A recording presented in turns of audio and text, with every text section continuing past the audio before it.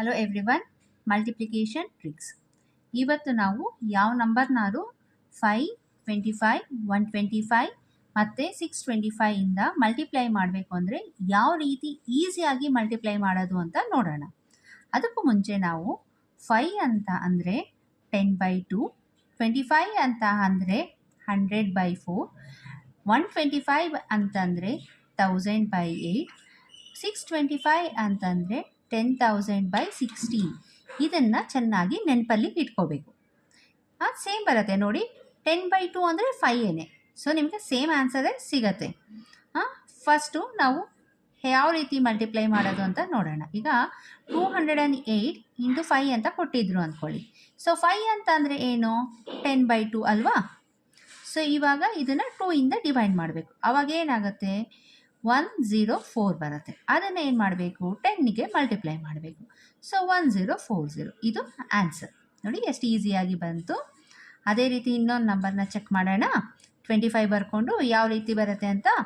25 ಅಂದರೆ ಏನು ಹೇಳಿ? 100/4 ಅಲ್ವಾ? ಸೊ ಈ ನಂಬರ್ನ ಏನು ಮಾಡಬೇಕು? 4ಇಂದ ಡಿವೈಡ್ ಮಾಡಬೇಕು. 4 × 2 8, 4 × 1 4. ಸೊ ಏನಾಯಿತು? ಅದಕ್ಕೆ ಆನ್ಸರು 21 ಆಯಿತು. ಇಂಟು ಏನು? 100. ಸೊ ಎಷ್ಟಾಗುತ್ತೆ? 2100 ಆಗುತ್ತೆ. ಕರೆಕ್ಟಾ? ನೆಕ್ಸ್ಟ್ ನಂಬರ್ ಇನ್ನೊಂದು ಚೆಕ್ ಮಾಡೋಣ. ಈಗ 125ಗೆ 96 × 125 ಇದೆ. 125 ಅಂತಂದ್ರೆ ಏನು? 1000/8 ಅಲ್ವಾ? ಸೊ 96ನ 8ಇಂದ ಡಿವೈಡ್ ಮಾಡಿದ್ರೆ ಏನು ಬರುತ್ತೆ? 12 ಬರುತ್ತೆ. ಇಂಟು 1000 ಮಾಡಿದಾಗ ಏನಾಗುತ್ತೆ? 12,000 ಆಗುತ್ತೆ. ನೋಡಿ ಎಷ್ಟು ಈಸಿಯಾಗಿ ಮಾಡ್ತಾ ಹೋಗ್ಬೋದು. ನಾವು ಎಷ್ಟು ಪ್ರಾಕ್ಟೀಸ್ ಮಾಡ್ತೀವೋ ಅಷ್ಟು ಬೇಗ ಈಸಿಯಾಗಿ ಮಾಡ್ತಾ ಹೋಗಬಹುದು. ನೋಡಿ ಈಗ 25 ಇದೆ. ಈಗ ಹಾಗೆ ಸೇಮ್ 100/4.